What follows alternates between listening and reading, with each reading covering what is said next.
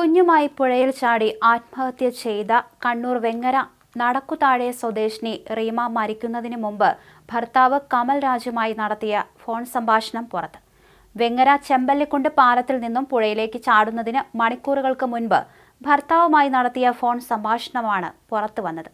അവസാന നിമിഷവും ഭർത്താവുമായുള്ള പ്രശ്നം പരിഹരിക്കുവാൻ റീമ ശ്രമിച്ചിരുന്നുവെന്ന് ഫോൺ സംഭാഷണത്തിൽ നിന്ന് വ്യക്തമാകുന്നുണ്ട്.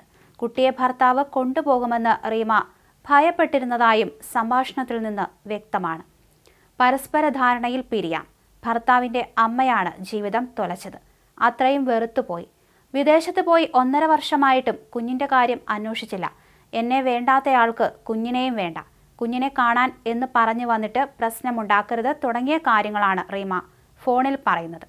ഇനിയും വരും. അടി നടത്തേണ്ടതാണെങ്കിൽ അടിക്കുകയും ചെയ്യുമെന്ന് ഭർത്താവ് ഭീഷണിപ്പെടുത്തുന്നുണ്ട്.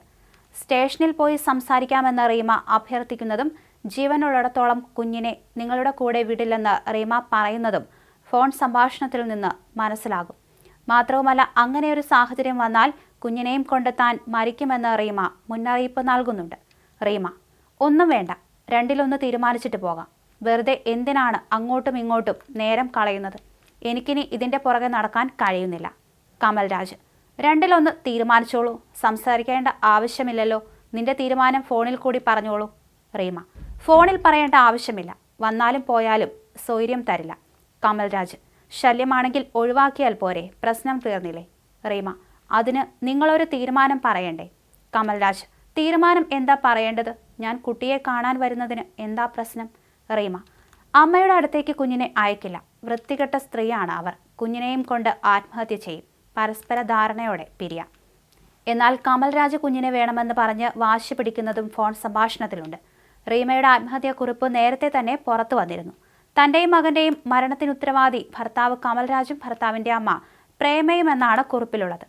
അമ്മയുടെ വാക്കുകേട്ട് തന്നെയും മകനെയും ഇറക്കിവിട്ടെന്നും കുട്ടിക്ക് വേണ്ടി തന്നോട് മരിക്കാൻ പറഞ്ഞെന്നും റീമ ആത്മഹത്യാക്കുറിപ്പിൽ സൂചിപ്പിക്കുന്നു.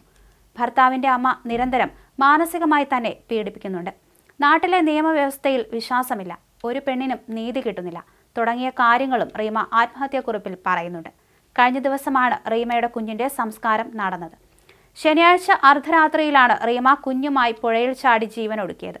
2015 കമൽരാജും റീമയും തമ്മിലുള്ള വിവാഹം നടക്കുന്നത്.